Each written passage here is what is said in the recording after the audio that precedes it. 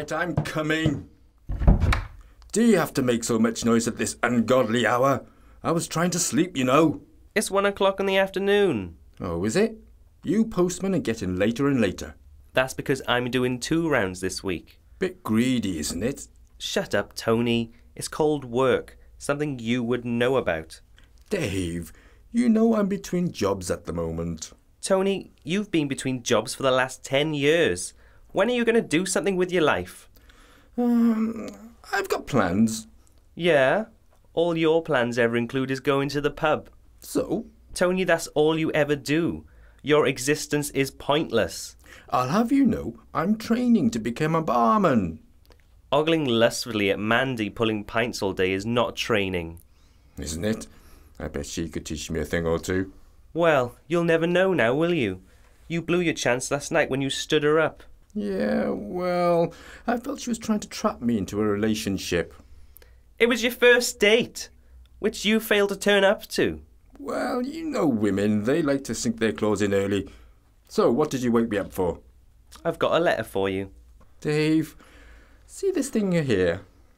It's called a letterbox. What you do is push letters through it, so as not to disturb people who want to sleep. This particular letter requires your signature, Tony. Oh, no. I don't do signatures. Why not? They make things official. And besides, I don't own a pen. I've got a pen here. Oh, in that case, I've forgotten how to write. That's funny. You seem perfectly able to sign on.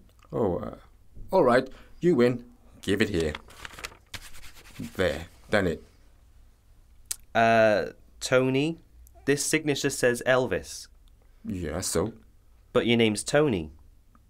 How do you know? Because I'm your best mate. Maybe I've been lying to you all these years. And now what are you doing?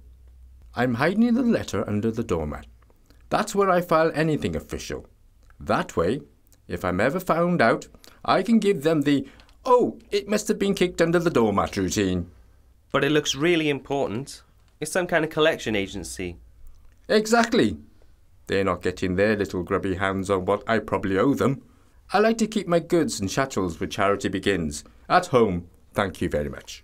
You are unbelievable. Thank you. That wasn't a compliment. Anyway, I'm off.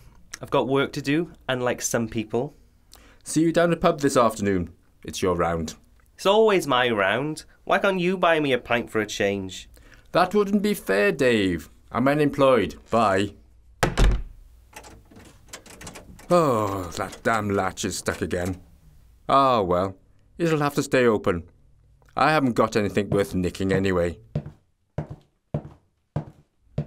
Better check the messages on my answer phone. You have 272 messages. 272? Message 1. Hello, Tony, it's Mandy. Just calling to make sure you haven't forgotten our date. I see your answer phone is on, so I guess you're on your way. Bye. Message 2. Hello, Tony, it's Mandy again. I'm feeling a bit self-conscious sitting here on my own in this restaurant. People are looking at me. I guess you've been delayed. I hope you get here soon. Bye. Message 3. Tony, it's me again. Look, this is getting a bit annoying now. I've been sitting here for an hour. The waiter keeps asking if I want to order. Hurry up. This is embarrassing. Message 4. Tony Baloney. This is Toog from the Ethereal Collection Agency. I have something very serious to discuss with you. Uh-oh, sounds too official for my liking. Message deleted. Message 5. Tony, this is getting ridiculous now. Against my better judgment, I'm still sitting here. You're 2 hours late. I should have given up by now, but a tiny part of me is still deluded enough to believe you're going to turn up. I hope you saved enough job seekers allowance because I've just ordered some very expensive champagne. You better get here soon, or else. Message 6. This is Toog again from the Ethereal Collection Agency. This is a very serious matter. Uh-oh. Message deleted. Message 7. I hate you, Tony. You spineless creep. I might have known you wouldn't turn up. I don't even know why I agreed to go on a date with you in the first place. You're nothing but a useless waster. I've just polished off a whole magnum of champers, and you know what I'm going to do with the big, blunt end? I'm going to shove it right up your fat, hairy... All messages deleted. Well, I suppose I'd better go down the pub and apologise to her.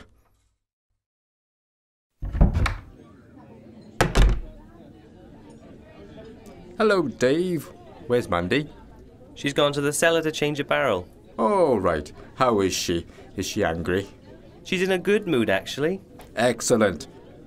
Hey, this pub's a bit dead, isn't it? That's because most people are still at work, Tony. Oh, Tony, it's you.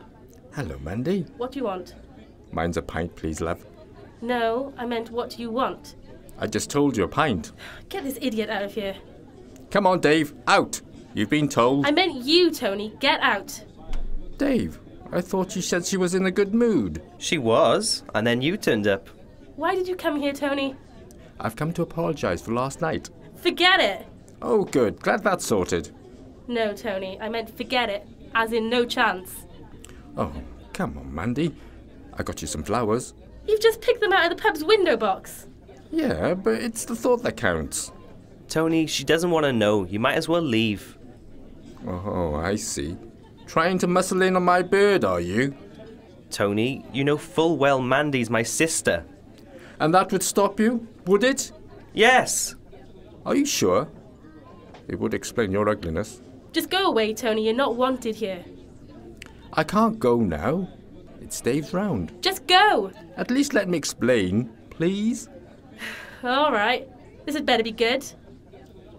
Look, I'm sorry, all right? I thought you were trying to tie me down in a serious relationship. What? It was our first date. I only agreed to go out with you because you've been begging me constantly for years.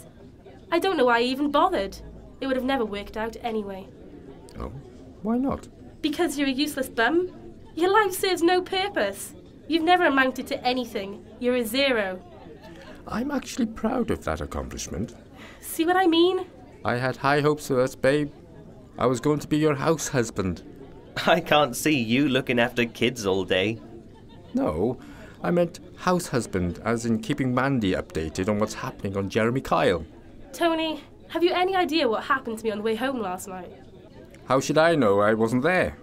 Not that you care, of course, but I got mugged. Who by? So old Granny, that's who. Knocked me clean over with his Zimmer frame and stole my purse. You let a pensioner get the better of you? I was wrecked. I downed a whole Magnum bubbly. She obviously saw me as an easy target. Would it have made a difference if I'd been there? Yes, she might have clobbered you instead. So, Tony, that is why I'm not going to invest in you. Please leave. But Mandy, I don't want to see you ever again. It's over. I'll come back when you've calmed down. Go away! And now it's time for the 100 Greatest Compilation God. Countdown. Where's the of the remote? 100 Greatest Compilation Shows. Ah, here it is. Oh no, not another Western. What's on the other channel? Sorry, love. I'm leaving you for a sheep called Dongo. Struth, who's going to cook me dinner and fetch my beer for me now? God. There's never anything decent on TV in the day. Tony Baloney, we meet at last. Ah! How did you get in here? You're too lazy to fix that latch, that's how, Mr. Baloney. Oh, yeah. I forgot about that. Who are you, anyway? I am Toog, from the Ethereal Collection Agency. Oh, sorry, pal. I haven't got any money, so go away. I'm not after money. I seek a far more valuable commodity. And what's that? Your life. My what? I've come to collect your life. Is this some kind of sick joke? I can assure you, Mr. Baloney, it is no joke. I see it more as a stupid error that needs correcting. Hold on. Are you the Grim Reaper? Don't be so absurd. I don't look anything like him. You do a bit. I do not. The Grim Reaper has a skull for a face, a black gown, a scythe, whereas I have a rather rugged profile and a black cape, dark body armour, and this. Jesus! That is one massive weapon! What are you going to do to me? Didn't you receive me letter? I sent it by registered post. No. I guess it must have accidentally been kicked under the doormat. Or something like that. And I thought I explained it clearly enough on the phone. I left you over 200 messages. Oh, I deleted them without listening to them. But those messages contained important information about what is going to happen to you. Sorry, I thought they were left by Mandy. I was supposed to go on a date with her last night, you see, and... hold on. What is going to happen to me? You will be deleted, of course. Deleted? What do you mean, deleted? Deleted from existence. What? My job will be a lot easier if you come quietly. No way! Don't you come near me. You're not going to delete me, pal. But I am afraid it is required. Why? To clear the way for your replacement, of course. What replacement? Tony Baloney. But I'm Tony Baloney. Granted, but you're the wrong Tony Baloney. The one who's not supposed to exist. You what? Now you've got me really confused. Well, maybe I should explain. Yes, maybe you should. It would be best if you sat down where I could see you, Mr. Baloney. No, it's all right. I'm perfectly comfortable cowering behind the sofa, thank you very much. Oh, very well. Have it your own way. It all began when you were conceived by your mother and father. Actually, I'm not sure if I want to hear this. Millions of sperms were released. Oh, God. Must you be so graphic? It would be in your own interest to pay attention, Mr. Baloney. But you're talking about my mum and dad doing it. It's all relevant. Now, please listen. Oh, all right, if I must. It takes just one sperm to fertilize an egg. The fastest, strongest sperm with the most stamina. Only this time the sperm who won the prize was a cheat. You what? You tricked your way into existence, Mr. Baloney. Me? Yes, you. And you've been cheating the system ever since.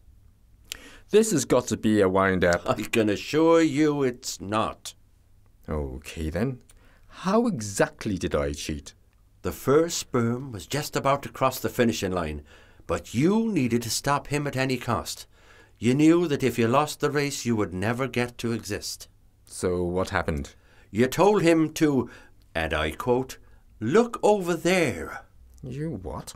You told him to look over there, so he did, and when his back was turned, you managed to overtake him and win the race. What? You mean he fell for the oldest trick in the book? That is correct. What an idiot. Maybe it was best he was never born. Maybe, but it was not your choice to make. So now I must repossess the life that you did not earn and rectify the situation. Define repossess and rectify.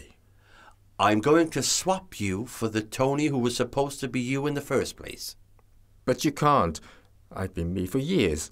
Your version of Tony wasn't supposed to be born. Maybe not, but the point is, I was. You just can't strip me of my right to live. Think yourself lucky you've got this far. Your deceit wasn't picked up until you were already born. Therefore, we decided at the time it was best that you live. So, why change things now? Because you've totally wasted all your life, Mr. Baloney. No, I haven't. I've done things. Such as? Well, I can't think of anything offhand, but I'm sure I'll come up with something. And who could forget Mandy's words? What words? These words. Because you're a useless bum? Your life serves no purpose. That's Mandy's voice. You've never amounted to anything. You're a zero. How did you do that? Never you mind. It would take hours to explain that trick. The point is, Mandy was right. You are a useless bum. And you have indeed failed to achieve anything in your pathetic life. But I haven't had enough time. You've had ample time, Mr. Baloney. You could easily have made something of yourself and become somebody amazing, but no. No, instead you decided to sit back and relax and think the whole world owed you a living. Oh, come on, that's a bit strong. Is it? I don't think so. Can you not see that it would be unfair for you to continue to waste your life while denying the real Tony Baloney a fair crack at existence? Somebody who could achieve great things and make a real difference. But my mum's too old to give birth to another me now. But you wouldn't have to. I would simply replace you with another Tony of your own age. You'll never get away with it. I mean, Mandy and Dave will wonder why the new me looks and acts different. No, they wouldn't. Your whole life would be replaced, including everybody's memory of you. Your version of Tony would never have happened. Look, all I know is that I'm here and he isn't, which means he wasn't supposed to be born. The only reason he was not born is because you did what you did. Basically, you cheated life. I don't see how you can put the blame on me for all this. I can't even remember being a sperm. So therefore, it can't possibly be my fault. But it is your fault. If you had not wasted this precious gift of life, I would not be here now to take it away from you. Well, sorry, but it's not going to happen. You better just go back to your boss and tell him it's a no-go. That is not how it works, Mr. Baloney. And what is this Ethereal Collection Agency anyway? I've never heard of it. We're based on the other side. The other side of town? No, the other side. What other side? The other side. Sorry, I don't get what you mean. Oh, for God. Did you ever not watch The Twilight Zone? Which particular episode? Oh, for God's sake. The other side, where everything strange and paranormal comes from. Oh, that other side. Yeah, right, as if. It's true. Yeah? Prove it. I don't have to prove anything to you. Yes, you do. Go on, walk through that wall over there. I can't do that. I thought you said you were from the other side. I am, but I'm not a ghost. So what are you? I'm a collector. What? You mean like a stamp collector? Don't be cheeky. I thought everyone from the other side had magical powers. Oh, we do. So what can you do? A lot more than you can do, Mr. Baloney. Like what? I hardly think this is relevant. Yes, it is. If you're going to take my life, I want to know that you've got the right credentials to do so. Oh, all right then. I can do this. Oh my God! You've unscrewed your head! So, have I proven that I've the right credentials then? Yes! Just put your head back on, for God's sake! Very well. Oh, damn and blast, I knew I shouldn't have removed it. Why, what's the matter? I can't seem to screw the head back on properly. If I twist it the wrong angle, it could ruin the screw thread. Oh, right. Mr. Baloney, could you please give me a hand here? What do you want me to do? Now, if you hold it steady, I'll be able to screw my head back on securely into place. Actually, if it's all the same to you, I think I'll use this unfortunate incident to my advantage and make my escape. Bye! Mr. Baloney, come back here now. Same again, is it, Dave? Yeah, why not? And you'd better pour a pint ready for Tony too. He's bound to come back and apologise. Yeah, okay. He's like the proverbial bad penny, that one. If only he would... If he would what? Doesn't matter. Oh, come on, Mandy. Spit it out.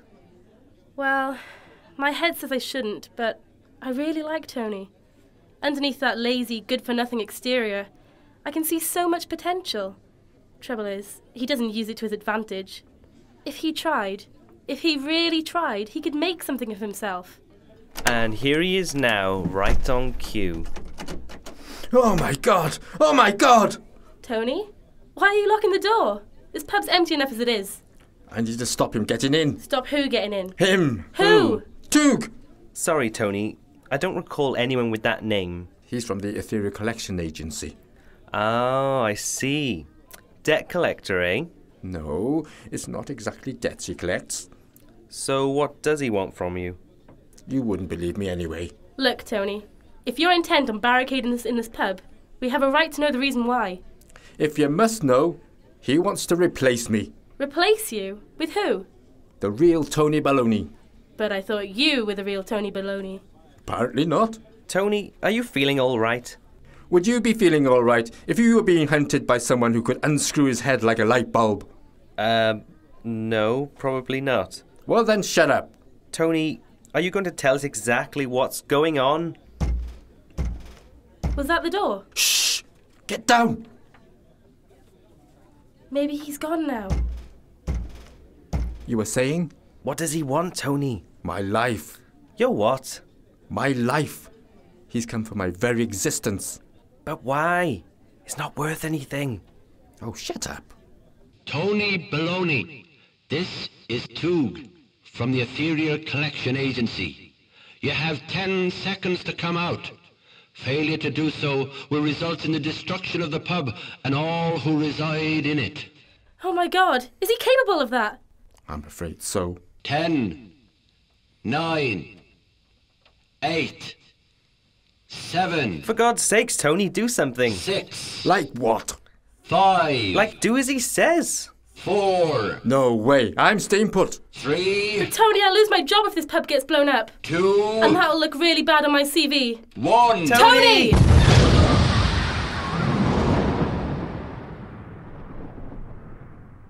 To be continued. You have been listening to Existence, written by Mikey Jackson, starring Dave Wong as Tony, Gareth Evans as Toog, Jessica Wong as Mandy, and Michael Wong as Dave. Produced by Sem Productions at the Real Time Studios.